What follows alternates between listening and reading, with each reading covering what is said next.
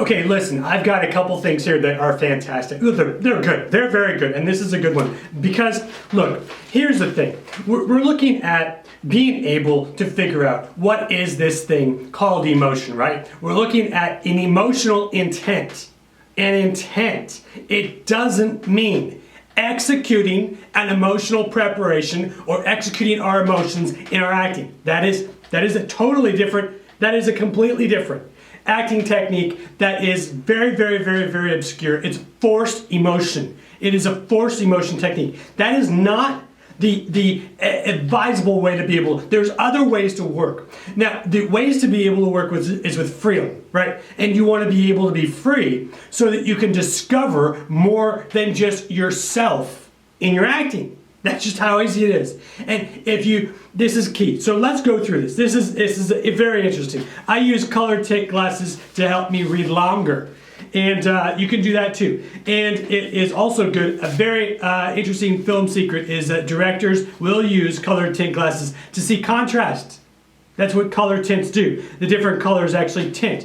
And then it's easier to read. Helps dyslexia also, believe me, that's also true. So we're dealing with the topic of an intended emotional range of emotional preparation. An intended emotional range. Now I have these sheets, these 110 classes worksheets. They have over 1,100 different acting activities that are all very copiously written and in order so that you can go through 110 classes and check out every single one of them. And what's great about this is that there is this thing, in the sheets that is called an intended emotional range. See, I want to explain to you why is it intended. It's important that you understand why it's only an intended range. Now, even when you're working with emotional preparation, it's still an intended emotional preparation. And let's talk about it because it's interesting. This is the difference between whether or not your talent becomes activated through interaction, right? Through acting interaction, or whether or not your talent doesn't show up for you, or whether or not you try and use a very, very, very, very, very, very minute acting technique that is forced emotion, which is completely very, very, very obscure. So let's see. Let's look at this. Now it's only an intent, right? We're understanding that this is only an intent. Now, what's interesting about this? Just because you're intending, right? You're intending with an emotional range. So I've got an emotions list. There is a bonus emotions list with the 110 class list. But the reality to this is you're looking at the emotions, and there's over 950 different emotions. Now, I know that there's like only 8 primary emotions or 9 primary emotions, all that. But look, the job of the actor is to find the differences within themselves, right? The job of the actor is to be able to find the emotion. So even though it's an intended emotional range that we're looking to be able to do, we're looking to be able to activate it.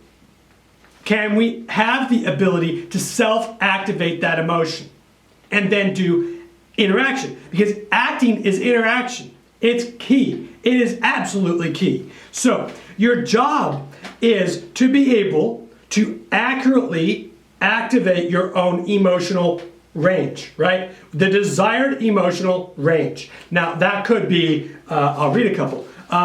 Here, it could be boredom. You've got to find an incredible boredom for a scene to start a scene with. Maybe you're a detective and it's just so boring. You can't figure out why that the materials mean anything that you're cataloging or something. And that's boring. Well, you've got to find that boredom. And then the light bulb goes off at why that evidence is important. And then all of a sudden, boom, then the whole story starts. And so, look, you could be delighted. You could be feeling abused. That is absolutely a viable emotion. You could be wanting to escape, the feeling of escaping, or feeling shock, or elevation, or suffering. You could be feeling behooving, shallow, shocked, helpful, forgiving, disliked, passionate. You get the point, right? Frustrated, all that, right? Now, we're looking at this to be able to achieve our own talent, not anybody else's talent. We're not interested in anyone else's, well, we're interested in other people's talent to be able to help find our own. But we want to be able to have completely, absolutely, and genuinely our own talent. And that means that we're going to activate our own emotions. Now, that is our jobs as actors. That is absolutely, that is it. Now, the old saying that, now see what happens, right? We'll just see what happens. That's an old saying. That is a great, great thing to remember for acting. See, you do your emotional preparation, and then you just see what happens. You don't know. You don't know what's going to happen. What is going to happen is, you find out. You have to have acting become a discovery through interaction.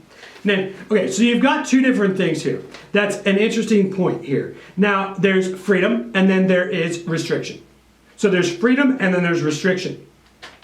Now, are you putting yourself where you're able to light your own emotional fuse, right? That's emotional preparation. And you're able to get that within the range. And you're able to do that. And I would suggest having, I would say, between 2 and 3. Medium to strong, right? Or medium, at least medium.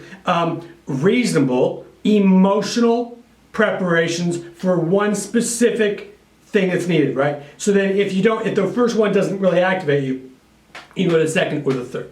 That's good advice. It's good advice. So, okay, so we're looking at interaction. Now, interaction is fantastic because we are looking, now I'm going to read this. It may only go in a direction of the other, right? So you're dealing with freedom. So you're dealing with something that is you do all this hard work and then you kind of let go of your emotional preparation in a way that's loose enough to be able to have and give it freedom. Now, you're giving freedom. You're actually giving your acting imaginary circumstances or imaginary world or whatever you want to call it, right? You're giving your acting, you're giving your scene work fresh life.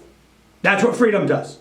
Freedom gives your scenes fresh life. Now, that's exceptional. Now, the reality to this is you want to be able to then make the adjustment, right? So you work with your scenes, you're working with your emotional preparation, and then you later will work moment to moment is what the whole key phrase is, right? That's a quote. Moment to moment is a work that's called Meisner and all that. And the thing is that you're working with this whole construct of being able to then live freely, have the experience in acting in imaginary or imaginary conditions, and then later, you will readjust your emotional preparations for the next take, right, for the scene, or you'll be able to make that adjustment, and you'll make that adjustment with deeper emotion, and you'll see how that plays off, and you'll be able to work all these different ways.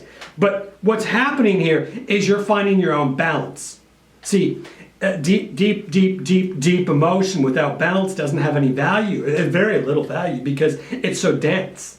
You've got to be able to have that with the interaction.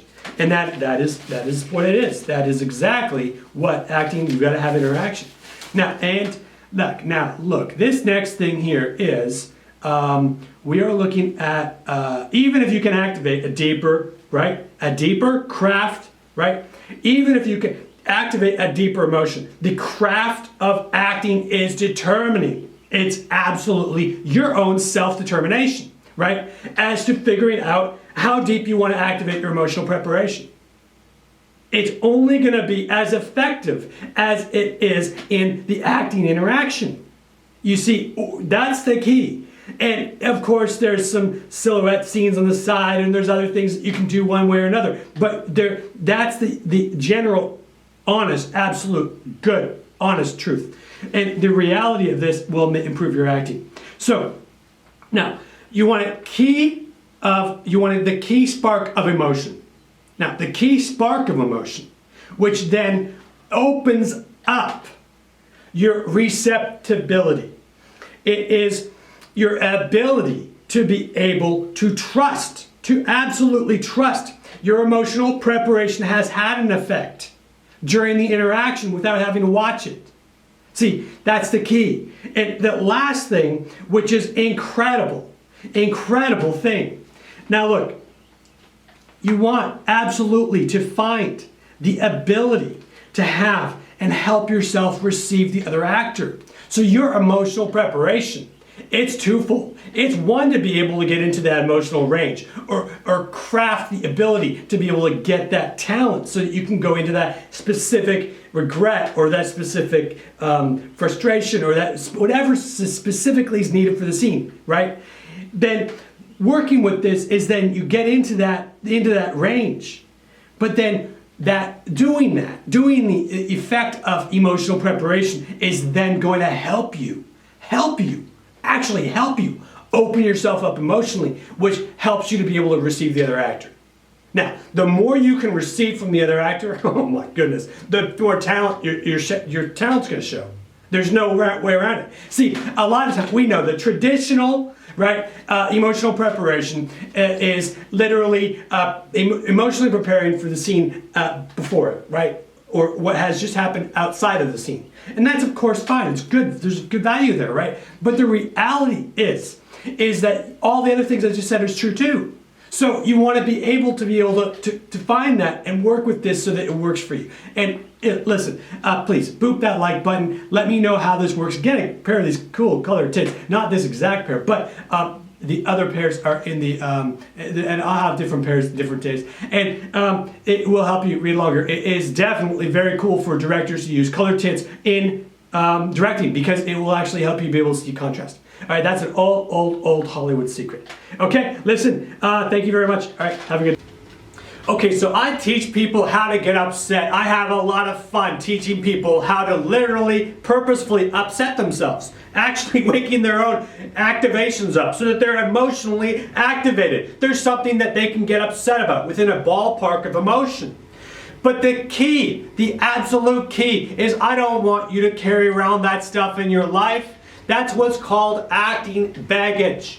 You want to be able to learn a technique. I have to be able to tell you that it would be a disservice for me to teach you all of these incredible techniques on how to access yourself as an artist without reminding you very nicely that you don't need your acting baggage in life. So feel free. Work on processes where you have a release time after you're doing your acting. And what this will do is it will actually amplify your work because it will give your acting muscles the break that they need in order to get the rest that they need so that your work will be even stronger. Okay? Thanks very much.